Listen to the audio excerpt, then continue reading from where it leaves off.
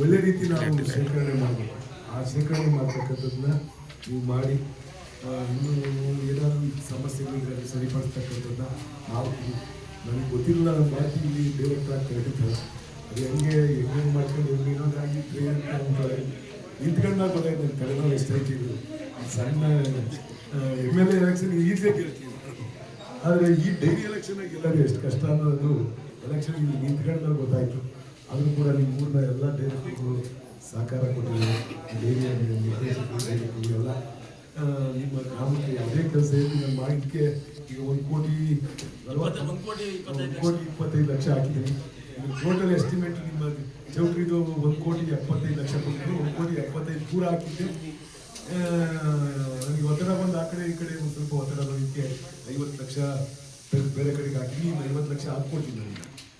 ಅದನ್ನು ಕಂಪ್ಲೀಟ್ ಮಾಡಿ ಫಸ್ಟು. ಇದನ್ನ ನಿಂತಿರೋದು ನೋಡಿ ನಾನು ಹೋಗ್ತಾ ನೋಡಿ ಹೋಗ್ತಾರ ಬೇಜಾರಾಗುತ್ತೆ. ಗ್ರಾಮದಲ್ಲಿ 10 ರೂಪಾಯಿ ನೀವು ಹಾಕಿಲ್ಲ ಅಂದ್ರೂ ಅದನ್ನು ಕಂಪ್ಲೀಟ್ ಮಾಡಬೇಕು. 60 ಆಗ್ಬಿಟ್ಟಿದೆ, ಅದು ಕಂಪ್ಲೀಟ್ ಮಾಡೋದು. ಕಟ್ಟಡದ ಶಂಕುಸ್ಥಾಪನೆಗೆ ಅಂತ ನಾವು ಬಂದಿದ್ದೀವಿ. ಕಾರ್ಯಕ್ರಮ ಎಲ್ಲ ಸಾಂಗೋಪಾಂಗವಾಗಿ ಆಗಿದೆ.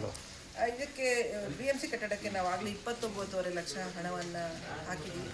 ನಾವು ಸಂಘದಿಂದ ಯಾವುದೇ 1 ರೂಪಾಯಿ ಸಹಿತ ನಾವು ತೆಗೆದಿಲ್ಲ. ಇಲ್ಲಿ ನನಗೆ ಬರುವಂಥ ಅನುದಾನ ಮತ್ತು ಶಾಸಕರಿಗೆ ಬರುವಂಥ ಅನುದಾನವನ್ನು ಸೇರಿಸಿ ನಾವು ಕಟ್ತಾ ಇದ್ದೀವಿ.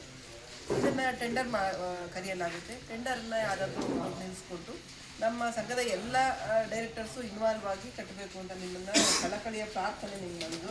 ಯಾಕೆಂದರೆ ಇಲ್ಲಿ ನಾವು ಬೇರೆ ಯಾವುದು ನಮ್ಮ ಡಿಪಾರ್ಟ್ಮೆಂಟಲ್ಲಿ ಬೇರೆ ಯಾವುದನ್ನು ಅದನ್ನು ಕಟ್ ಮಾಡ್ತಾರೆ ಇದನ್ನು ಕಟ್ ಮಾಡ್ತಾರೆ ಅಂತ ಏನಿಲ್ಲ. ನಾವು 29.5 ಲಕ್ಷಕ್ಕೆ ಅಷ್ಟು ಬಂದು ನಿಮಗೆ ಸಿಗುತ್ತೆ. ಶಾಸಕದಾದರೆ ಅಲ್ಲಿ ಡಿಪಾರ್ಟ್ಮೆಂಟಲ್ಲಿ ಒಂದಷ್ಟು ಕಡಿತಗಳಾಗುತ್ತೆ, ಆದರೆ ಇಲ್ಲಿ ಯಾವುದೇ ಇರೋ ನಮ್ದು ಅಷ್ಟು ಹಣ ನಿಮಗೆ ಬರುತ್ತೆ. ಅಷ್ಟನ್ನು ಎಲ್ಲ ಡೈರೆಕ್ಟರ್ಸು ನಿಮ್ಮ ಮನೆ ಕಟ್ಟುವಾಗ ಹೆಂಗೆ ನಿಂತ್ಕೊಂಡು ಮಾಡ್ತಿರೋ ಮತ್ತು ಎಲ್ಲ ಹಾಲು ಉತ್ಪಾದಕರು ಅಷ್ಟೇ ಇದು ನಂದು ಅಂತ ಹೇಳ್ಬಿಟ್ಟು ದಯವಿಟ್ಟು ಎಲ್ಲ ಬಂದು ನಿಂತು ಮಾಡಬೇಕು. ಅದಕ್ಕೆ ಬೇಕಾಗೋಂಥ ಪ್ಲ್ಯಾನು ಮತ್ತು ಇಂಟೀರಿಯರ್